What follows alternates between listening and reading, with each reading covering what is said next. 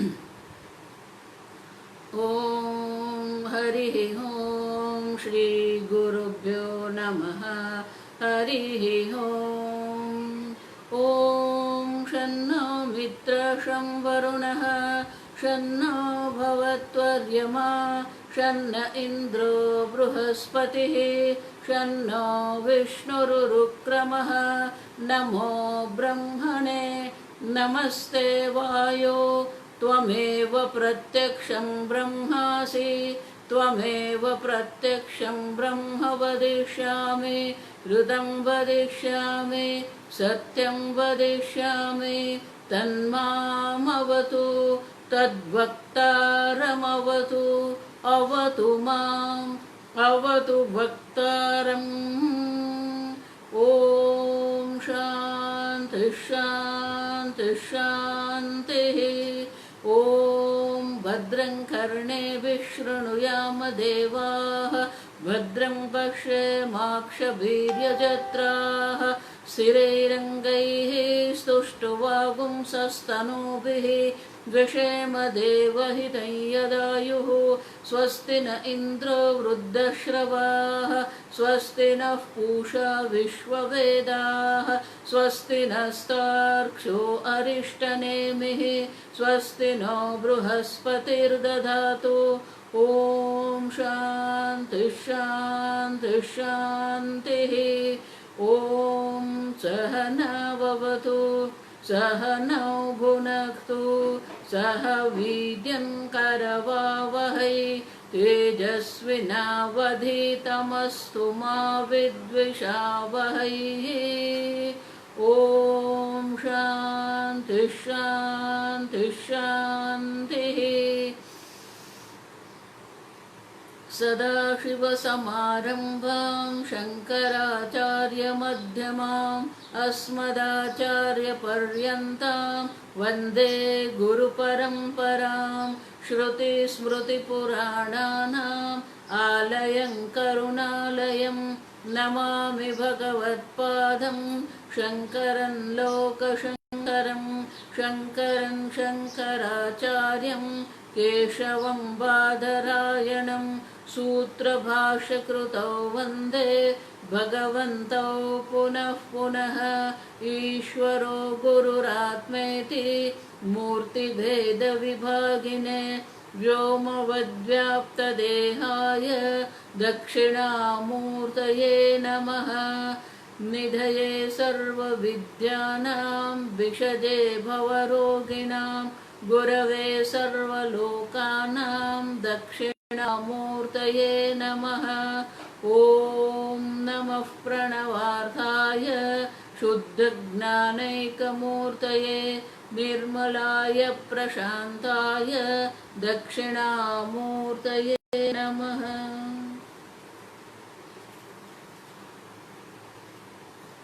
मंगलाचरण। ॐ नमः श्रीशङ्करानन्द गुरुपादाम्बुजन्मने। ॐ नमः श्रीशङ्करानन्द गुरुपादाम्बुजन्मने। सविलासमहामोहग्राहग्रासैककर्मणे सविलासमहामोहग्राहग्रासैककर्मणे।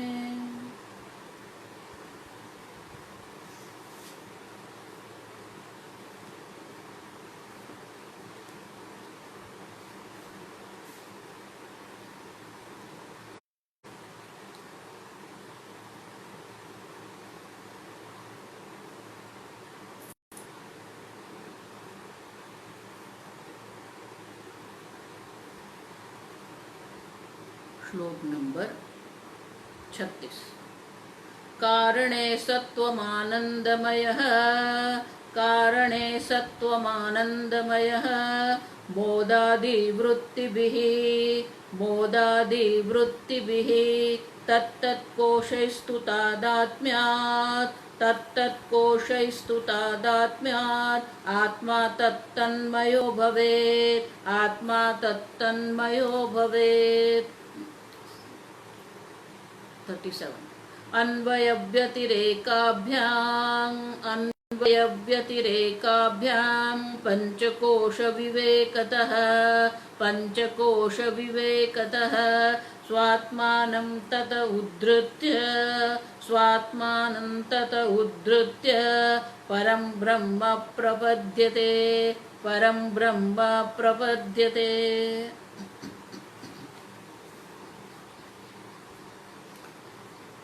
विद्यारण्य मुनि ने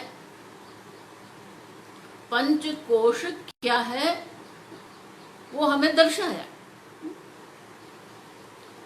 अन्नमय कोश है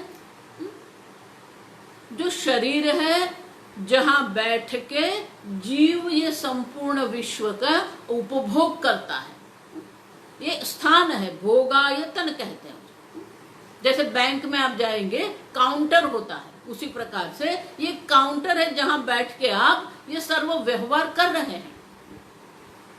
तो ये स्थान है, देह जो है वो स्थान है जहां बैठ के जीव व्यवहार करता है। लेकिन प्राणमय कोश क्या है ये समझना पड़ेगा।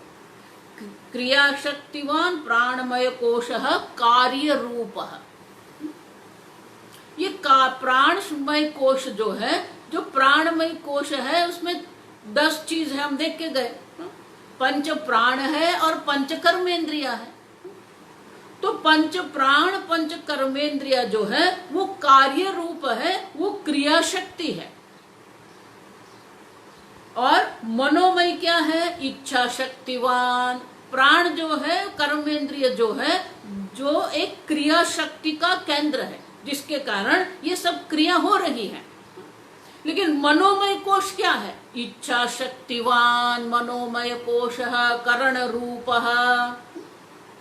ये मन है जो साधन है, जिसके द्वारा हम सब ये क्रिया कर सकते हैं। और मन जो है वो क्या है? इच्छा शक्तिवान। मन है जिसके स्तर पर ये इच्छा शक्ति है, और इच्छा शक्ति है और वो साधन है। सात्विक अंश से बना हुआ है मनोमय कोश जो है वो इच्छा शक्ति है और वो करण स्वरूप है। क्रिया प्राणमय जो है वो क्रिया रूप है, कार्य रूप है, क्रिया रूप है। और ये क्या है? करण रूप है, साधन है। और विज्ञानमय कोश क्या है? ज्ञान शक्तिवान विज्ञानमय कोश। तैत्तिरीय उपनिषद में अगर आप देखें, विज्ञानम कर्ता, ये विज्ञान जब बुद्धि जो है करता है।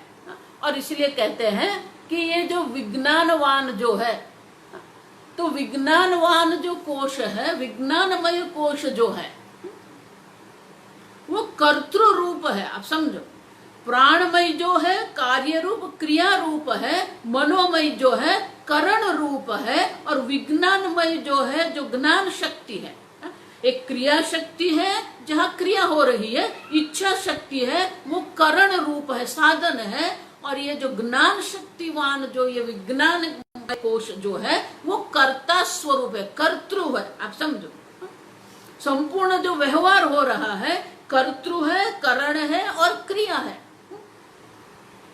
लेकिन ये सब क्यों हो रहा है? ठीक से समझो, कर्ता भी है, करण भी है। कर्ता करण द्वारा क्रिया करता है। विज्ञानमय जो करता है वो इच्छा शक्ति द्वारा, साधन द्वारा क्रिया करता है। इसीलिए हम शास्त्र में ऐसे कहते हैं, जानाति इच्छति कर्म करोति। ज्ञान शक्ति है जानाति, इच्छा शक्ति है इच्छा करोति, और प्राण शक्ति है क्रिया शक्ति है कर्म करोति। हमारा संपूर्ण जीवन यही है, जानाति इच्छति कर्म करोति, जानाति इच्छति कर्म करोति। लेकिन ये सब किसके लिए है?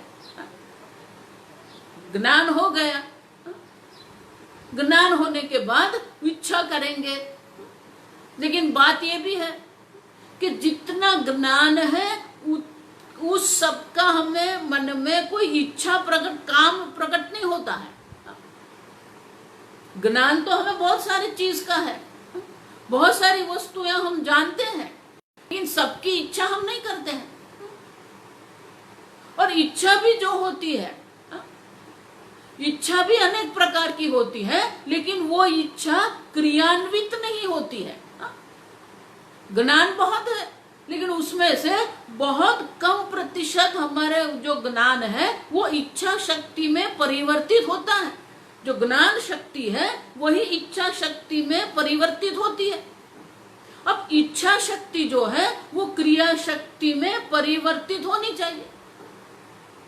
इच्छा तो बहुत होती है, ये शास्त्र पढ़ना है, जप करना है, तप करना है, यहाँ जाना है, वहां जाना है, उसको मिलना है, इच्छा बहुत होती है। लेकिन वो इच्छा से हम कितना कर्म करते हैं, क्रियान्वित जो कितनी होती है, बहुत कम होती है। आप समझना, देखो ये तीन जो है ना, ज्ञान शक्ति, इच्छा शक्ति, क्रिया शक्ति, उसी को हम क्या कहते हैं? माता सरस्वती, महालक्ष्मी, महादुर्गा। देखो ये सब एक व्यवस्था है। सरस्वती है, महालक्ष्मी है, महादुर्गा है।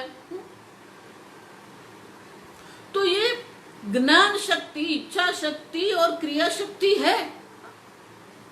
लेकिन क्या मन के लिए इच्छा कर रहा है? विज्ञानमय जो करता है वो कर्म अपने लिए कर रहा है। अब समझो, ये सब आगे हम देख के गए, ये सब संघात है। जो अनेक अंग उपांग का बना हुआ होता है उनको हम संघात कहते हैं। अंग्रेजी में कहते हैं असेंबल्ड। जैसे गाड़ी होती है, कार है, मोबाइल है, ये सब क्या है? टीवी है। ये सब क्या है? अनेक अंग उपांग को जोड़कर, विशेष प्रकार से उसे जोड़कर बुद्धिपूर्वक उसकी रचना करनी है।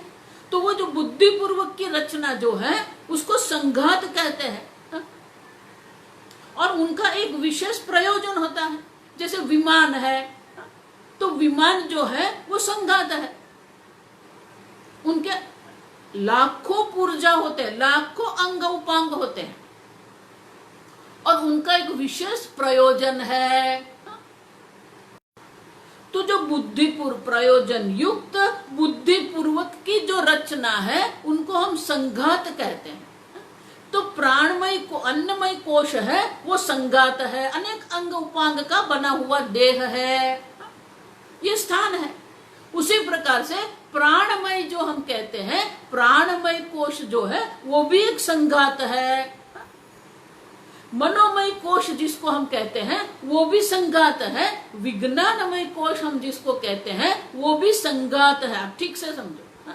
विद्यायन मुनि बहुत सुंदर यहाँ रजुआत कर रहे हैं कि पहले आप समझ लो अन्नमय कोश क्या है, प्राणमय क्या है, मनोमय क्या है, विज्ञानमय क्या है, आनंदमय क्या है। आप पहले समझ लो। ये सर्जन है, ये बुद्धिपूर्वक की रचना है और एक प्रयोजन युक्त है ये। तो प्राणमय कोश जो है वो क्रिया शक्ति है, क्रिया के लिए उनका प्रयोजन है, निष्प्रयोजन नहीं है। मनोमय कोश है वो करण स्वरूप है, उनका भी एक प्रयोजन है। विज्ञानमय कोश हम जिसको कहते हैं वो विज्ञानमय कोश भी कर्ता है, वो भी संघात है। विज्ञानम कर्ता, लेकिन ये कर्ता जो है, करण जो है, क्रिया जो है, ये किसके लिए है? कर्ता कर्म कर रहा है, किसके लिए कर्म कर रहा है? और इसलिए कहते हैं जो आनंदमय कोश है, आप समझना, जो आनंदमय कोश हम जिसको कहते हैं वो कारण शरीर है, ये सबके लिए कारण है। कर्ता, करण, क्रिया और स्थूल देह जो है ये सबका जो कारण रूप जो है वो आनंदमय कोश है। और वो क्या है? भोक्ता स्वरूप है। ये आनंदमय जो है वो भोक्ता है और वो भोग कर रहा है। और भोग के लिए वो तीन प्रकार की कल हमने देखा, प्रिय, मोद, प्रमोद। ये 3 प्रकार की वृत्ति द्वारा वो भोग कर रहा है। देखो, किसी चीज के अस्तित्व का ज्ञान जो है वो भी हमें आनंद देता है। उनकी प्राप्ति हुई, लाभ हुआ कि नहीं हुआ वो अलग बात है, लेकिन उनका अस्तित्व का ज्ञान भी हमें आनंद देता है। वो भी एक प्रकार का भोग है। उसी प्रकार से जब लाभ होता है, इष्ट दर्शन होता है, इष्ट लाभ जब होता है, प्राप्ति जब होती है, वो भी हमें आनंद देता है। उसी प्रकार से उस वस्तु का जब हम उपभोग करते हैं तो भी हमें आनंद होता है। और इसीलिए जो आनंदमय कोश जो है वो कारण है, वो भोक्ता है, जिसके लिए ये विज्ञानमय, मनोमय और प्राणमय क्रियान्वित होते हैं। अब समझो ठीक से। तो आनंदमय कारण स्वरूप है, भोक्ता है, जिसके लिए कर्ता करण क्रिया जो है सब प्रवृत्त होते हैं। ये सब की जो प्रवृत्ति है, सब प्रवृत्ति किसके लिए है? आनंदमय के लिए है, भोक्ता के लिए है। इसीलिए आप समझना, शंकराचार्य जी कहते हैं कर्तृत्व भोक्तृत्व नाम संसार। ये संसार जो है बस यही है, करता है और भोक्ता है। लेकिन अब समझना पड़ेगा। देखो, हमारे व्यवहार में हम क्या समझते हैं? व्यवहार में हम ये समझते हैं कि हमने ये कर्म किया तो मैं करता हूं, कर्म किया, कर्म फल मिला, फिर मैं भोग करता हूं। इसलिए व्यवहार में हमें ऐसा लगता है कि पहले करता है, वो कर्ता कर्म करेगा, उसको कर्म फल की प्राप्ति होगी और वो कर्म फल का उपभोग करेगा। तो हमें ऐसा लगता है कि कर्ता पहले है और फिर भोक्ता है। ये प्रश्न होता है कि कर्ता पहले कि भोक्ता पहले? पहले भोक्ता है। आप समझो क्यों? जब तक वो भोग बुद्धि नहीं होगी वो कर्तृत्व आएगा ही नहीं। मुझे स्वर्ग में जाना है, इसलिए शास्त्र क्या कहता है? स्वर्ग कामः अग्निहोत्रम यजेत। वो भोक्ता है, स्वर्ग को भोग करने वाला जो भोक्ता है, फिर वो इच्छा करेगा अग्निहोत्र कर्म में करो, वो कर्ता बनेगा, कर्ता बनेगा, इच्छा करेगा और कर्म करेगा। तो मूलभूततः आप भोक्ता है, आप समझो। इसलिए शंकराचार्य जी बहुत सुंदर कहते हैं, क्षेत्रज्ञं चापि मां विद्धि सर्व क्षेत्रेषु भारत। 13वें अध्याय में भगवान जब कहते हैं कि ये क्षेत्र को जो जानने वाला है वो क्षेत्रज्ञ है, क्षेत्रं जानाति इति क्षेत्रज्ञ। ये जो शरीर जो क्षेत्र है, नए नए कर्म उत्पन्न करने वाला जो शरीर है, वो शरीर जो है वो क्षेत्र है, और जो क्षेत्र को जानने वाला है वो क्षेत्रज्ञ है। लेकिन ये क्षेत्रज्ञ क्या है? तो भाष्य में शंकराचार्य जी कहते हैं क्षेत्रज्ञ जीव भोक्ता। अब देखो, लेकिन ये भोक्ता भी क्या है? ठीक से समझना। व्यवहार में ऐसा लग रहा है कि कर्ता पहले है, लेकिन पहले भोक्ता होता है, और भोक्ता इच्छा करेगा, फिर कर्ता कर्म करेगा। लेकिन वो भोक्ता भी क्या है? क्षेत्रज्ञ। देखो, वो शब्द में ही आएगा, क्षेत्रम जानाति इति क्षेत्रज्ञ जीवः भोक्ता। इसलिए शंकराचार्य जी कहते हैं भोक्तृत्व नाम उपलब्धृत्वम। देखो, ये बहुत बारीक चीज है, बहुत सूक्ष्म है, लेकिन आपको समझना पड़ेगा, क्योंकि ये आप है। ये जो यहाँ चर्चा हो रही है, जो यहाँ हो रहा है उपदेश, वो आपके लिए है। ये विज्ञानमय करता है, ये जो मनोमय करण है, प्राणमय जो क्रिया शक्ति है, आनंदमय जो भोक्ता है, सब जगह पर क्या हो रहा है? ये सब व्यवस्था है। आप समझो, जगत में व्यवहार करने के लिए एक व्यवस्था है, पंचकोश एक व्यवस्था है। लेकिन वेदांती लोग ने उनका इतना नकारात्मक बात कर दिया। देखो, यहाँ कोई ऐसा नहीं बताया है कि ये गलत है, ये सर्जन है, सर्जन में कोई समस्या नहीं है। इस जगत में व्यवहार करने के लिए भगवान ने एक व्यवस्था करके रखी है। आनंदमय भोक्ता है, विज्ञानमय करता है, प्राण मनोमय इच्छा है, करण है। अब देखो ये व्यवस्था है, लेकिन वो भोक्ता भी जो है, इसलिए शंकराचार्य जी कहते हैं भोक्तृत्व नाम उपलब्धृत्वम। ये जो भोक्ता जो है वो भोक्ता भी क्या है। अब देखो एक पुस्तक में कुछ और लिखा होता है और मेरे दिमाग में कुछ और चलता है, इसे मुझे पुस्तक में बंद करके रख देती हूँ।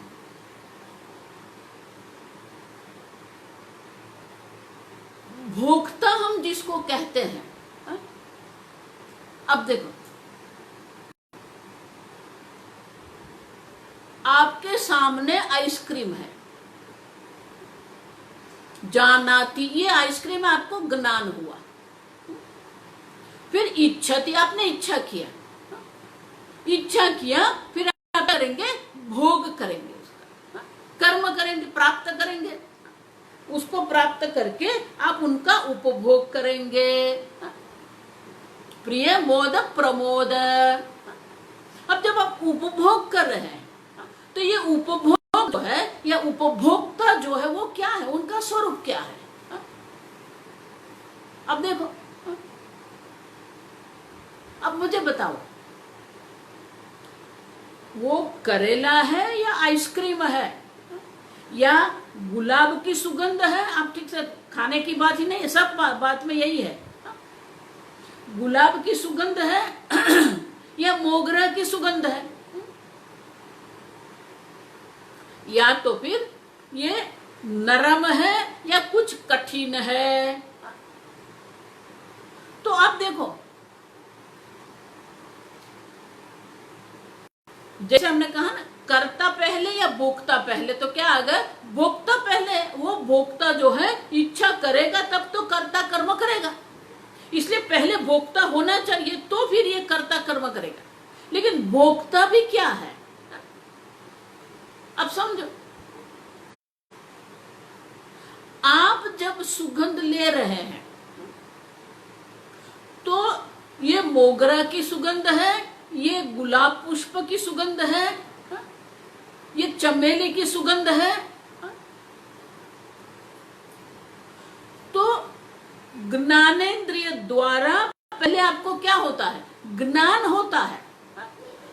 जैसे ही जिह्वा पर आप आइसक्रीम रखते हैं तो पहले क्या होता है, ये आइसक्रीम है, ये चॉकलेट आइसक्रीम है, ये मैंगो आइसक्रीम है।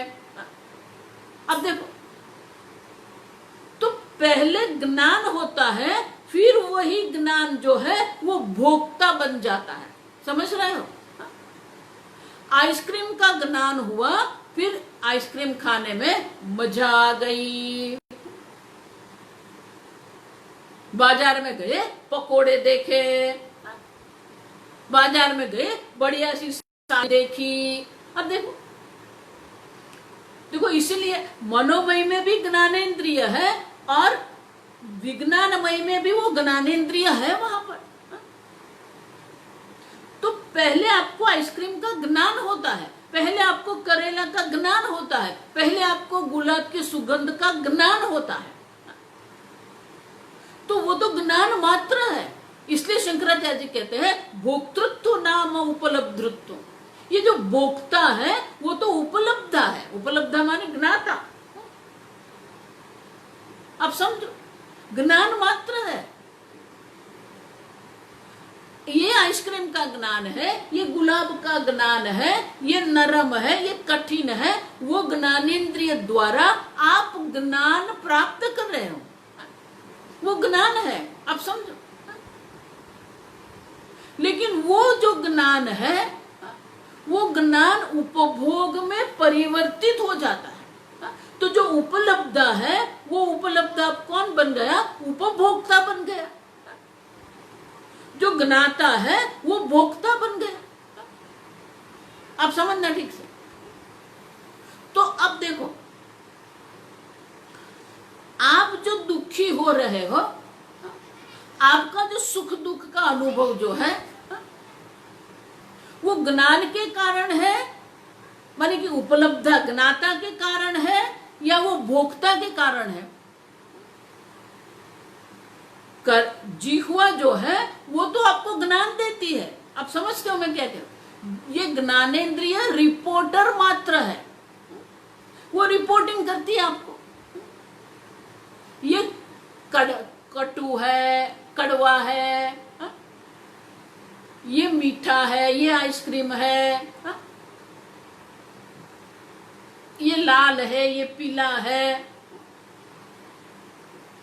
तो ज्ञानेंद्रिय तो आपको ज्ञान देती है, लेकिन वही ज्ञान जो है वो ज्ञान उपभोग बन जाता है। तो अब मुझे बताओ, आइसक्रीम जो है या तो लाल पीला है, या तो गुलाब की सुगंध है, मोगरे की सुगंध है, ये जो ज्ञान है वो आपका दुख का कारण हो सकता है? नहीं, आप समझो, वो ज्ञान है। लेकिन वही ज्ञान जो है जब उपभोग बन जाता है तो उपभोक्ता सुखी दुखी होता है, ज्ञाता सुखी दुखी नहीं होता है।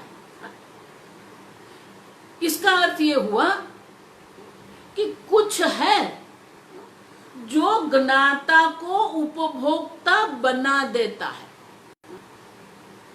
अब सोचो, ये जो ज्ञाता है, ज्ञानेंद्रिय द्वारा जिसने ज्ञान प्राप्त किया, अब वही ज्ञान जो है उपभोग बन गया, तो ज्ञाता भोक्ता बन गया। कैसे बन गया? ज्ञाता भोक्ता में परिवर्तित कैसे हो गया? मैं हमेशा कहती हूँ, मेरे प्रवचन में अगर आपको आना है, श्रवण करना है, तो चाय पी के बैठो, क्योंकि मेरे साथ आपको भी सोचना है। सोचो आप, ये करता है, करण है, क्रिया है, लेकिन जो आनंदमय जो भोक्ता है, वो भोक्ता जो है, वो जो अगर स्वरूप भोक्ता का देखे तो वो तो ज्ञाता है। ये गुलाब का ज्ञान हुआ, ये मोगरा का ज्ञान हुआ, ये लाल रंग का ज्ञान हुआ, ये हरे रंग का ज्ञान हुआ, तो वो तो ज्ञाता है।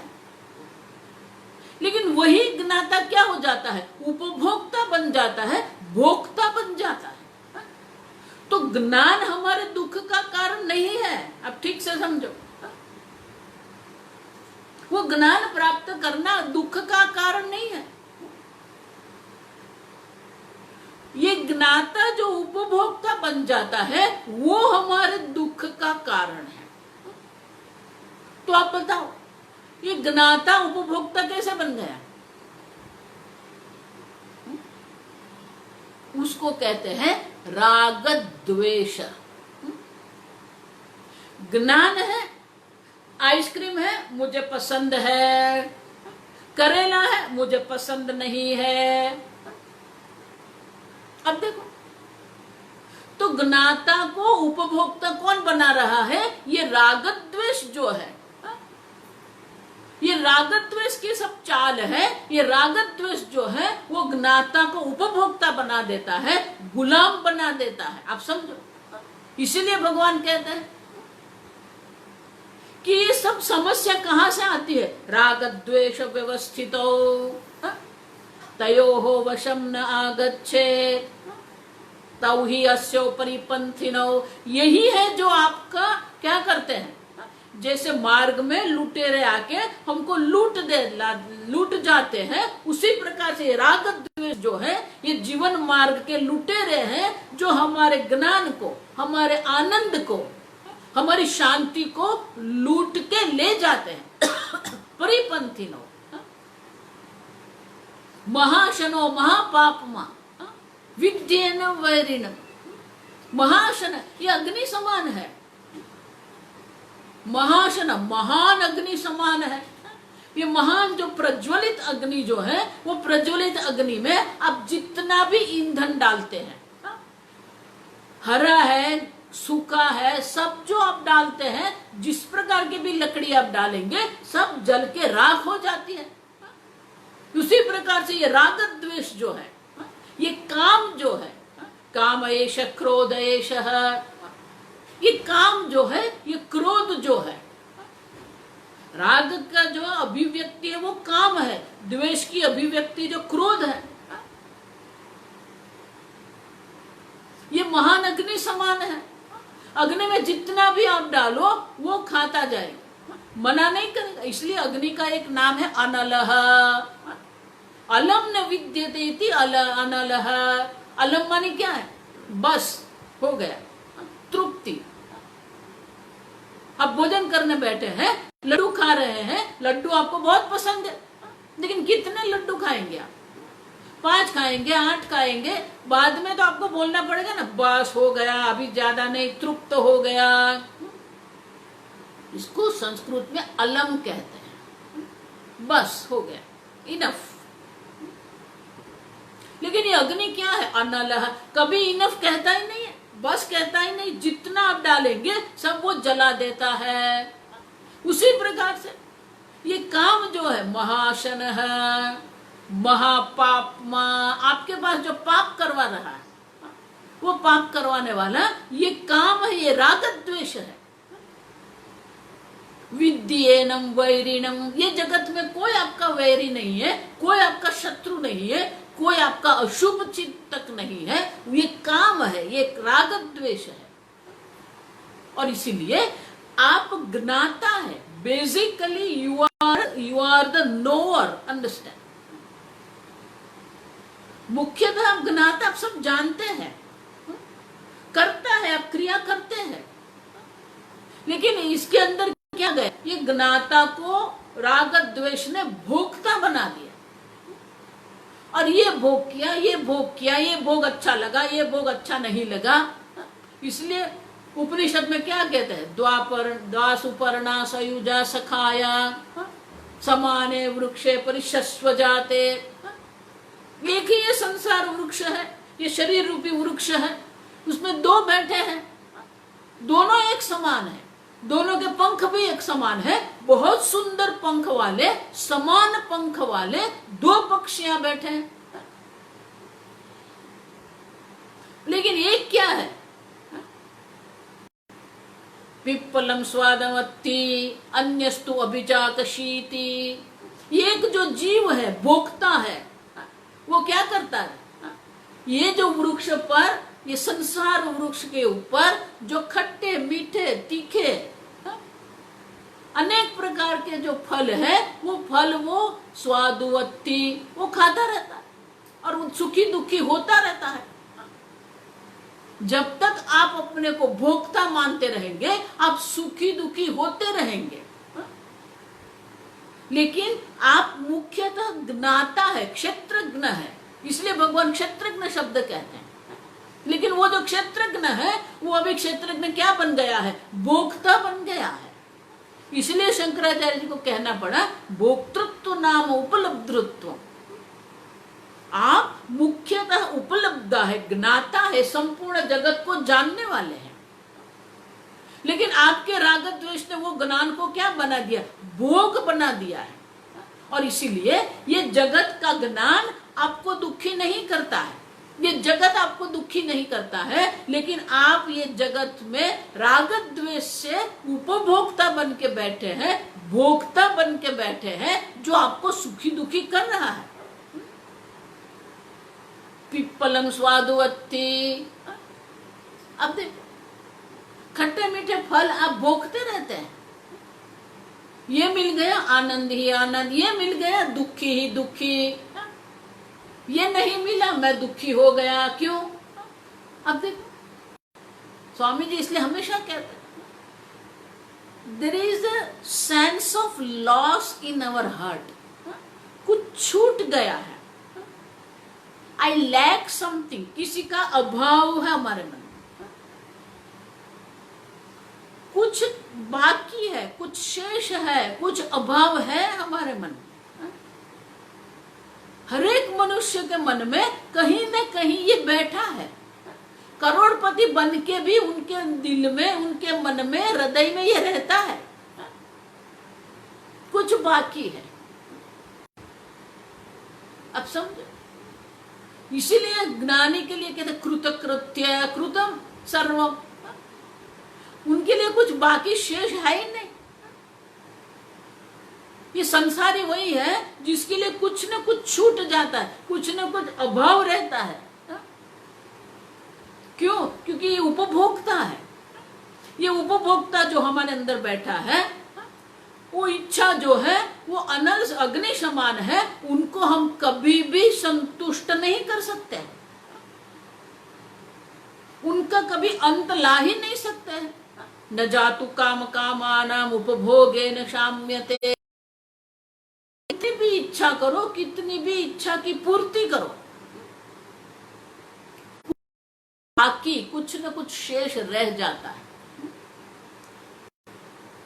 अब समझो, ये शेष बुद्धि जो है ना, ये हमें दुखी करती है। ये उपभोक्ता हमें दुखी कर रहा है।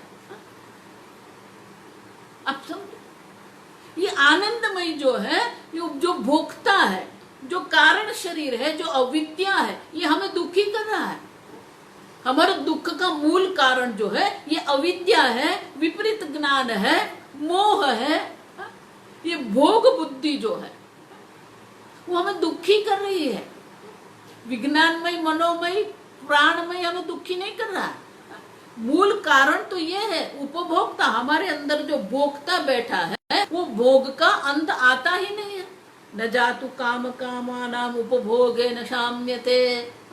अब देखो, लेकिन ये काम भी कहां से आएगा? संकल्पाखिल जायते। आप संकल्प करते हो, आप समझो, ये सुख है, ये दुख है, आपने संकल्प किया है। ये अच्छा है, ये बुरा है,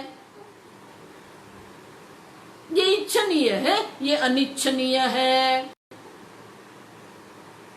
तो हम ऐसे संकल्प करके बैठे हैं,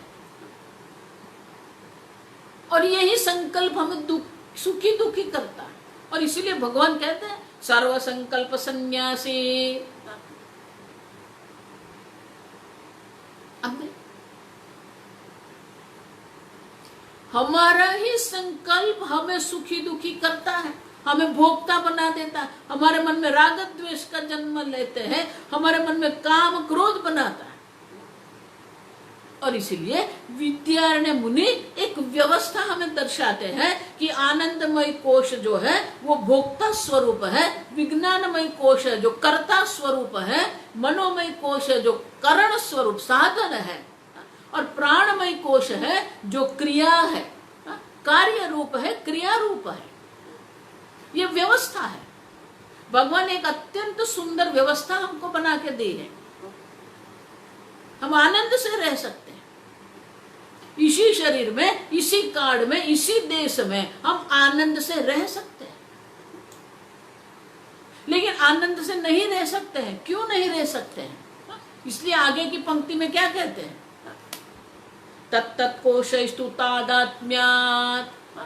वही कोश जो है, जो एक व्यवस्था है जगत में जीने के लिए, जीवन हमारा जीवन व्यवहार करने के लिए, जो हमें एक व्यवस्था भगवान ने, पंचकोश की व्यवस्था भगवान ने बना के रखी है, वही पंचकोश की जो व्यवस्था है, वो व्यवस्था में हम क्या करते हैं? तादात्म्यात्। उसी में हम तादात्म्यपन करके बैठे हैं, और वो तादात्म्यपन करके क्या करते हैं? तत्तन्मयो भवेत्। अब वही बन गए हम। ये देह है, लेकिन वहीं पर हमने क्या कर दिया? तादात्म्यपन कर दिया, अहम बुद्धि कर दी, और वो अहम बुद्धि करके हम सुखी दुखी हो रहे हैं। स्थूल देह आपका दुख का कारण नहीं है, स्थूल देह का ज्ञान भी आपका दुख का कारण नहीं है। वो स्थूल देह में अहम बुद्धि जो आपने करके रखी है, तादात्म्यपन करके जो रखा है, वो आपका दुख का कारण है। प्राणमय कोश व्यवस्था है, संघात है।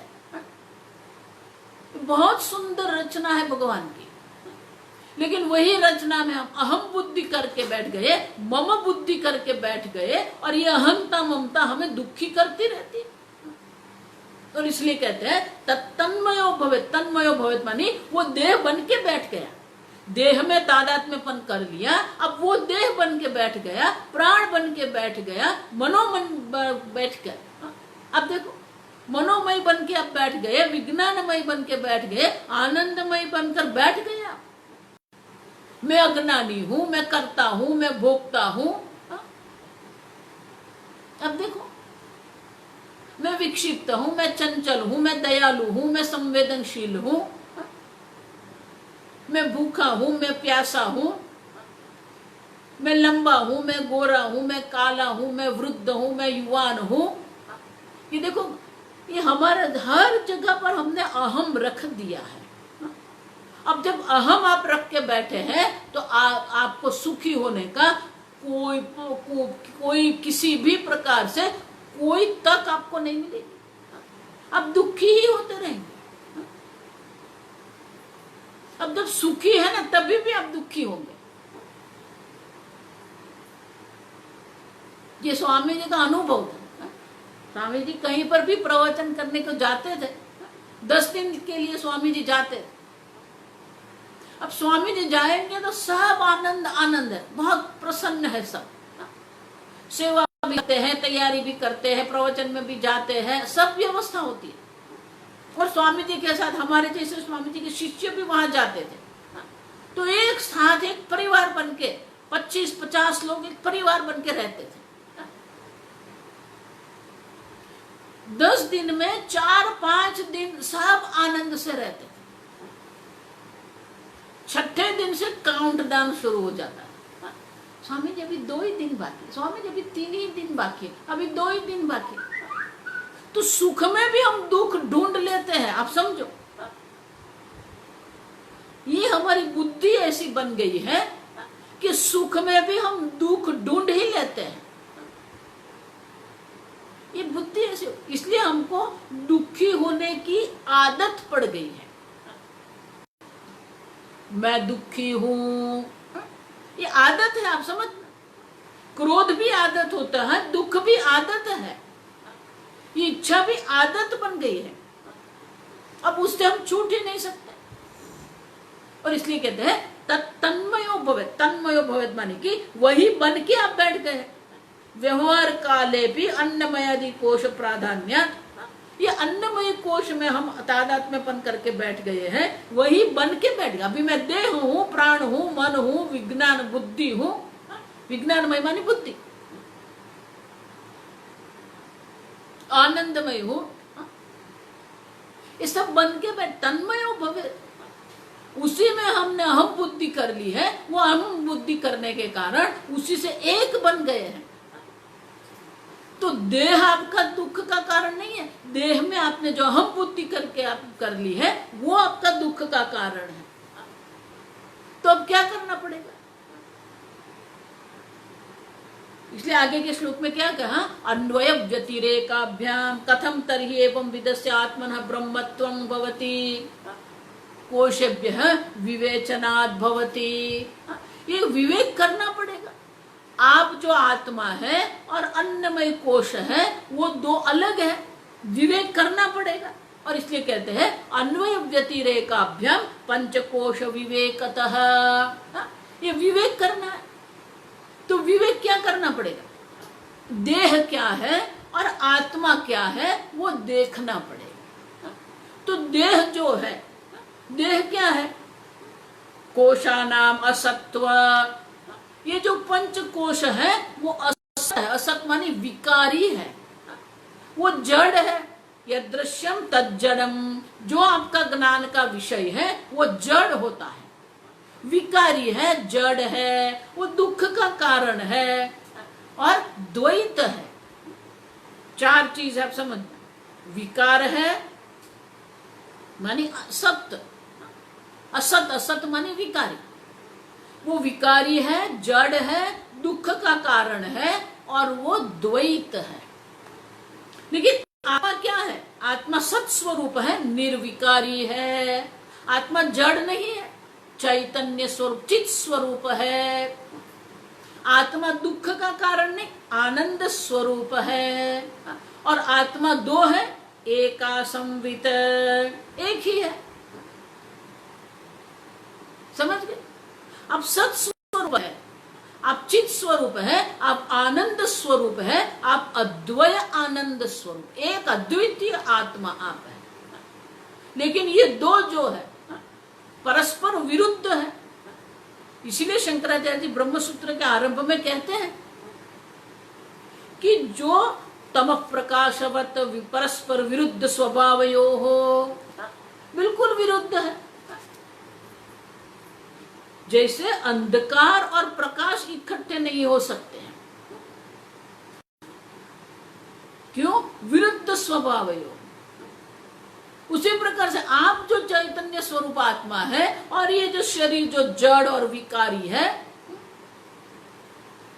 वो एक हो गए। मैं देह हूं, अहम देह। और ये जन्म की बात नहीं है। जन्मों जन्म से हम अपने आप को ये देह मानते आए, प्राण मानते आए, मन बुद्धि अज्ञान सब मान के आप आ रहे हैं।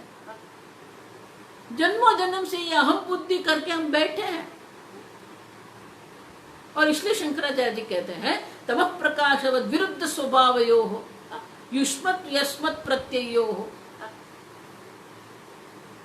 संभव ही नहीं है, और फिर भी हो गए। आप देखो,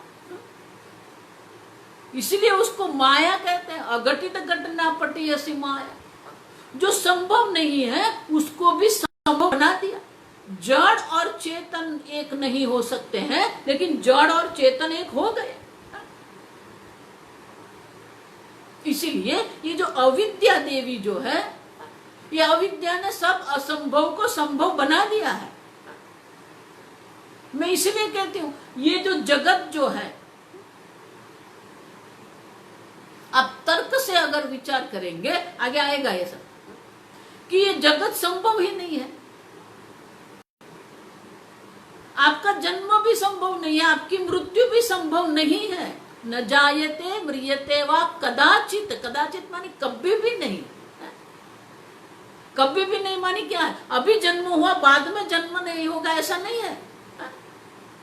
ये एक और वेदांती लोग गलती करते हैं। वो क्या कहते हैं? आपका पुनर्जन्म नहीं होगा।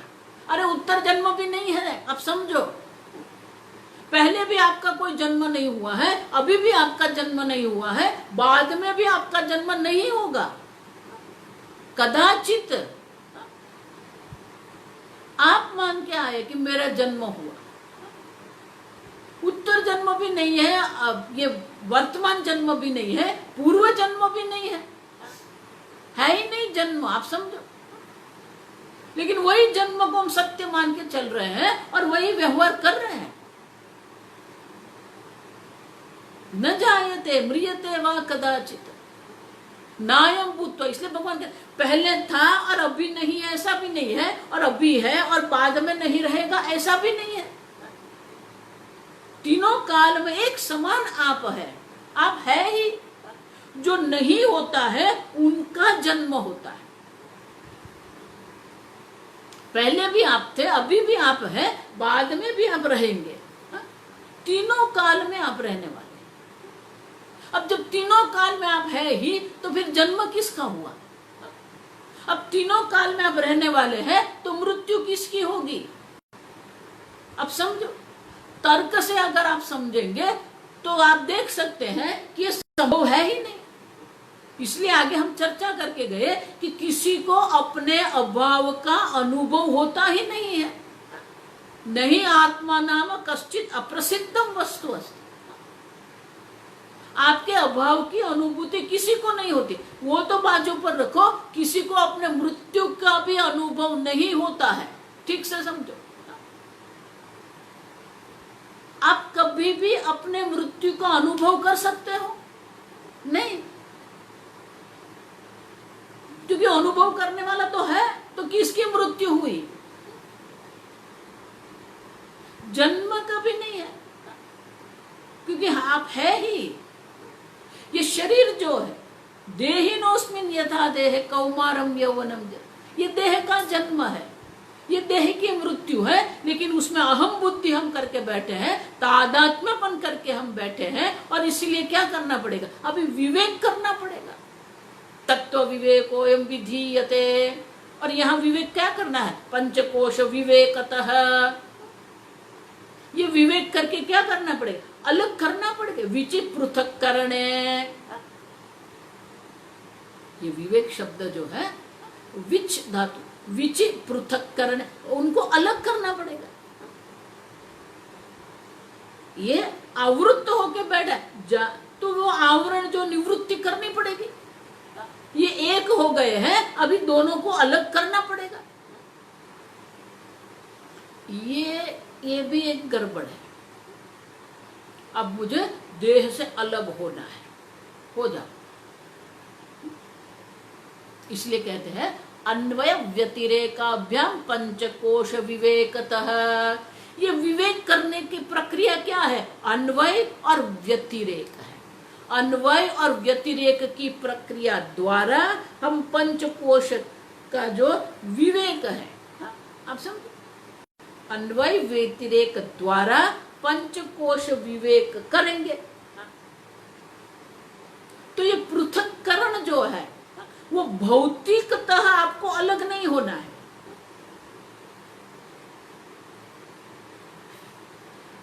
भौतिकतः हम अलग नहीं हो सकते। इसलिए स्वामी जी बहुत सुंदर दृष्टांत देते थे। ये जो अभिनेता होता है ना, वो अभिनय करता है। अब देखो, जब अभिनेता अभिनय करता है, अन्वय व्यतिरेक हम कल देखेंगे, वो एक लंबा विषय है। तो जब अभिनेता अभिनय कर रहा है, वो अभिनेता भिखारी बन गया। अब उसके वस्त्र भी गंदे हैं, फटे हुए हैं, मैले हैं, उसके बाल भी कितने दिनों से स्नान नहीं किया है, बाल भी इतने गंदे हैं, बनाए हुए नहीं है, उसका शरीर भी बिल्कुल मलिन है, गंध आ रही है, उसके मन पर, इसके मुख पर भी ये भिखारीपना दिख रहा है। एक दयनीय भाव है उसके मुख पर, भीख मांग रहा है। अब देख, तो उनका शरीर, उनका वस्त्र, उनके भाव, उनके आंख के जो, आंख में जो भाव है वो भी क्या है? वो भिखारी का भाव है। और वाणी में भी वही है, वो भीख मांग रहा है, तो वाणी में भी भिखारी है, आप समझो। तो वाणी से भिखारी है, वो भाव से भिखारी है, शरीर से भिखारी है, वस्त्र से भिखारी है, उनकी जो चेष्टा है वो चेष्टा भी किसकी? भिखारी की चेष्टा है। और वो इतनी अच्छी तरह अभिनय कर रहा है जैसे कोई सच्चा भिखारी है।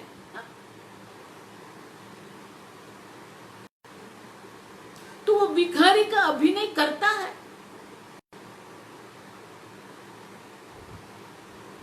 उनकी वाणी, उनके वस्त्र, सब भिखारी है। अब देखो, अब देखो प्रश्न, क्या अभिनेता भिखारी है? अभिनेता भिखारी है? नहीं है, वो अभिनय कर रहा है। तब जब आप उनको देख रहे हैं, आप जो देख रहे हैं वो भिखारी है। जो मैंने पुनः वर्णन किया ना, वस्त्र, शरीर, भाव, आंख, वाणी, सब जगह पर भिखारीपन ही प्रकट हो रहा है। तो वो भिखारी जो है, वो भिखारी जो है वो अभिनेता है, लेकिन अभिनेता भिखारी है।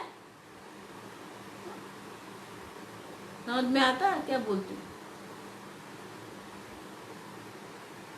क्या अभिनेता भिखारी है? नहीं, वो भिखारी का वेश जो कर रहा है, वो अभिनय कर रहा है। अब जो भिखारी का अभिनय कर रहा है, वो अभिनय करके उसको करोड़ों मिलेंगे। अब देखो, तो वो तो कितने करोड़ों रुपए की कमाई कर रहा है भिखारी बनके। तो वो अभिनेता और भिखारी हम जो देख रहे हैं वो अभिनेता और भिखारी एक ही है हमारे लिए। लेकिन क्या अभिनेता भिखारी है? अगर वो अभिनेता इस प्रकार से वो अभिनय कर रहा है, उसके आंख से आंसू भी गिर रहे हैं। अब देखो, अगर वो जो नाटक चल रहा था वो नाटक पूरा हो गया, और नाटक पूरा होने के बाद भी अगर वो अभिनेता बाहर जाके सबसे भीख मांगने लगे, मुझे ये दे दो, मुझे वो दे दो, तो आप क्या कहेंगे?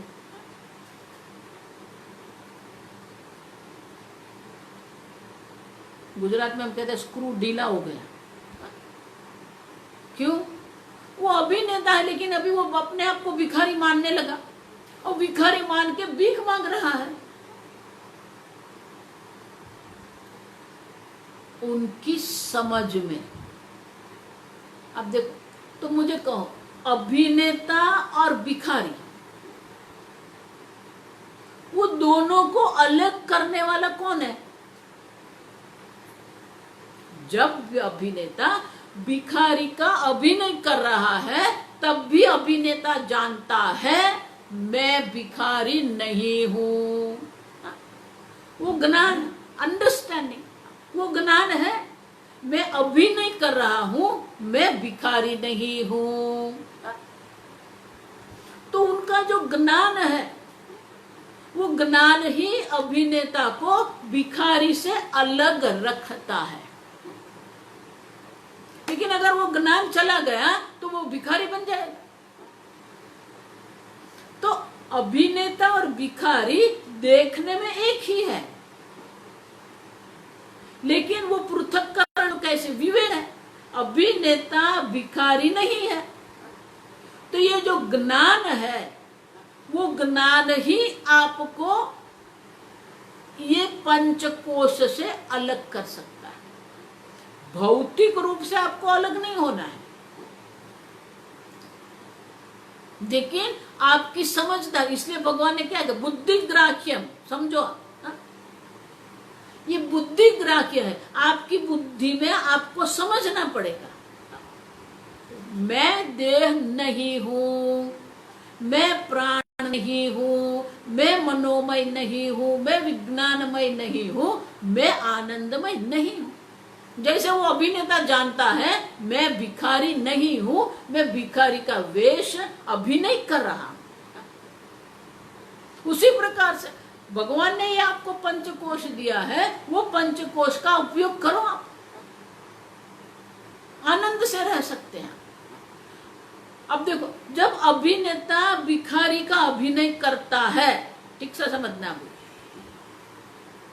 वो रो रहा है, उनकी वाणी में भी दरिद्रता प्रकट होती है, उनके भाव में भी दरिद्रता प्रकट होती है, उनकी जो चेष्टा है वो चेष्टा में भी वो दरिद्रता प्रकट होती है। लेकिन अंदर से वो अभिनेता प्रसन्न होगा कि नहीं होगा?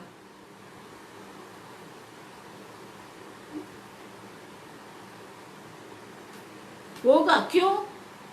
आज मैंने बहुत बढ़िया अभिनय किया, तो अपने अभिनय जो है, वो अभिनय पर उसको गौरव होगा, वो गौरव अनुभव करेगा, मन में आनंद होगा उसको। भिखारी बन के भी वो आनंद की अनुभूति कर सकता है, क्योंकि वो जानता है मैं भिखारी नहीं हूं। समझते हो?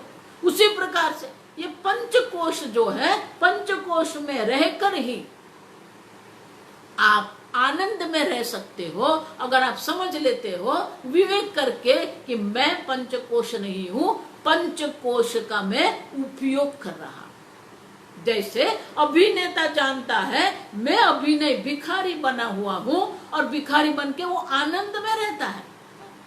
अब देखो, अंदर से तो वो बिल्कुल आनंद में है, बाहर से सब प्रकट होता है, दरिद्रता प्रकट होती है, बाहर से पराधीनता प्रकट होती है, दीनता प्रकट होती है, लेकिन अंदर से वो अभिनेता आनंद अनुभूति करता है, क्योंकि वो जानता है आज मैंने बहुत बढ़िया अभिनय किया।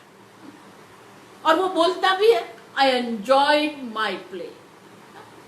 देखो ये वाक्य, आई एंजॉयड माई प्ले, बाद में नहीं, when he was playing the role, that time also he was enjoying the role of beggar.